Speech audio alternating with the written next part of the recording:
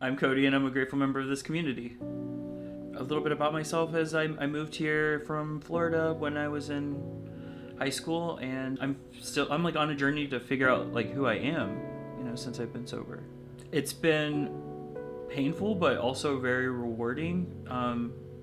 Getting sober, I was very uncomfortable when I started to look at myself and see who I was, and then now I'm actually like, as I peel back the layers of who I am, I'm starting to enjoy. I'm just enjoying that process. I grew up in Northwest Florida, so it's like very, very southern where I grew up, and single parent household. Knew I was gay at a very early age, so being like this hiding and lying was very much a part of who I was. Escape became a part of who I was, even though I wasn't aware of it at the time. My mother ruled with an iron fist, so I just learned to lie and to protect myself, and that led to like a very rebellious, I would say, part of myself, because that part of myself is very much still in there. Coming out was really difficult, so when I became old enough to kind of do what I wanted, I took full advantage of that, and I escaped. I ran away. Well, I started using when I was in high school, but it was like kind of what everyone was doing, just smoking weed and like drinking when it was around, nothing too crazy. Looking back, like sex was definitely a big part of that, just seeking it out, and the internet was new, so like that was very exciting, and like the porn. So those parts of myself were big when I was forming who I was in my escape, because those were my coping skills. And so when I moved to California, that is exactly what I rooted myself in. My relationships were based around getting high, having sex, partying. When I was in high school, I would take trips to California on the weekends, and I would be flying to different cities, just kind of living this double life. So when I ran away, it wasn't necessarily a surprise. I just kind of threw it on my parents, like, oh, I'm going to move to California. But they had no idea that I was coming out here recreationally. I would just say that I was working, or I was out with friends. I did have a job in Florida that I would work, and I would go to some of my classes during the week, so it kind of looked like they wanted to believe everything that I was saying, even though, look, I know that they knew something was up. I don't think that they were worried about the drinking or the using drugs. They were more concerned about just something was off, and they didn't really want to know what was going on with me. They just wanted to believe everything was all right. Being young and having money in your pocket and doing all these things, I had this ego of like, I'm doing great. I was obviously just a hurt kid who like never like didn't feel close to my family, didn't feel like loved. When I was in Florida, the pill mills were coming up, so I would say that drugs were really introduced then. There wasn't a pill or something that I wouldn't try. If it was there, I would take it. I was familiar with drugs. When I moved to California, it was actually kind of like they were taken away because I didn't really know anybody. It would be like Coke when you go to the bar, or like alcohol was my primary drug because it was accessible, and weed. The progression of my disease was of the alcoholic nature through my 20s, and what really took me out was the crystal meth.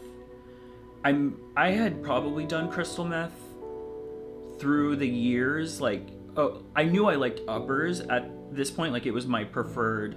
Like when I did coke, I would like, if someone had it, really look forward to it. But I never really like sought it out. I had taken Adderall from like a friend like a few times, so I know that I like the stimulant feeling, and maybe like the crystal meth here and there, and it just stuck out of my memory. But when I met the dealer who had the crystal meth, and I had the car, and it's like everything kind of lined up, I could use how I wanted to. That's where things kind of like really went dark. That was in my late 20s. So I had a passion for music. I had some connections at the time. I really thought things were like lining up for me. Like I said, I had like money, I was like escorting. I had no skills, a lot of passion, and no discipline. So it was kind of like a recipe for disaster. I had opportunities, but I always squandered them because I always would have another opportunity, and the drinking would always get in the way of it. I got a job working with a comedian friend of mine, and I thought that was going to be kind of like my way in. Well, I don't know what could have happened if I wasn't totally sick with my alcoholism. All of my 20s are pretty much like an alcoholic blur. There's a lot of really high highs. Like I got to do some really amazing traveling with my friend, my comedian friend. I got to do a lot of fun things, but then also I would have these like awful lows, all caused by my alcoholism, which eventually, just like bad situations, dangerous situations, I was getting very like depressed, and I didn't know how to stop or what was wrong with me. I turned to like psychiatry, I turned to like therapy. I tried to do everything I could. I did like a rehab stint. I gave AA what I thought was a solid try. And it's just like nothing was really working.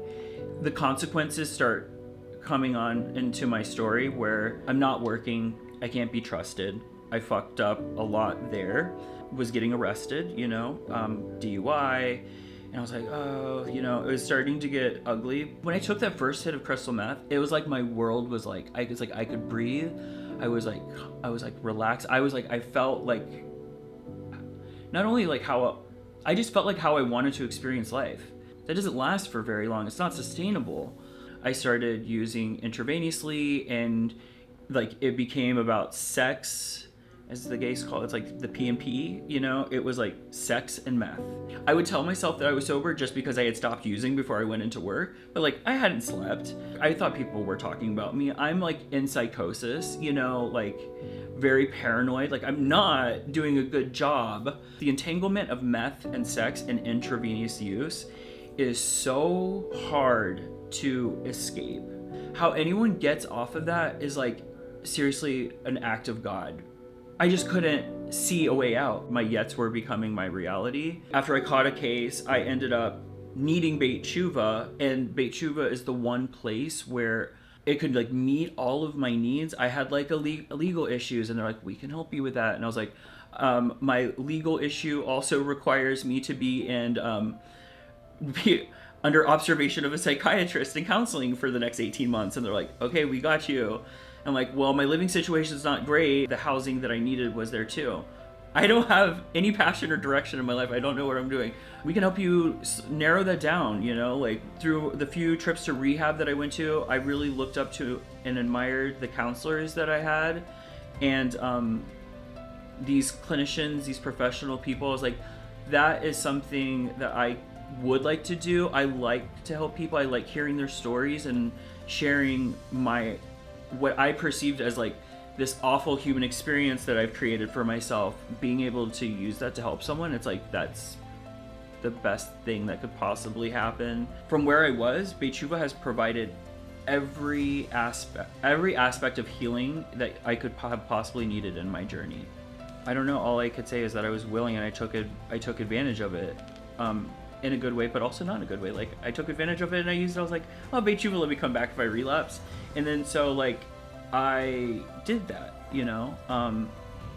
and it was a huge learning experience. I never want to go back to the way that felt. I got hired as a PF, and then I was promoted to PF supervisor. I did that for about 9 months, and I applied for an admissions job, and now that's where I work. Being in this role is exciting and heartwarming for me. I get to share what I love about Beit Tshuva and how it works with me, and that authenticity is translated when I talk to people. I'm so passionate about this place. I love it, and if you're willing to show up and you can get through the door, there's just so much growth that can happen here, regardless of what like the outcome is or what we think we want. Just being here can do so much for someone, and I'm just so happy to pick up that phone and just listen to about what someone's going through, because it reminds me of where I came from, and I can give them hope that things are going to be all right. What makes Beit Teshuva different is its relentless commitment to raise people up. The clients, the community, if it wasn't for the donors or what this place has provided, I don't know what my life would look like. I don't think I would have had a fair shot in recovery or getting my life together. So thank you. I don't operate from a place of insecurity because of the donors, the stability and safeness that this place has provided that I haven't experienced in my life. So just thank you.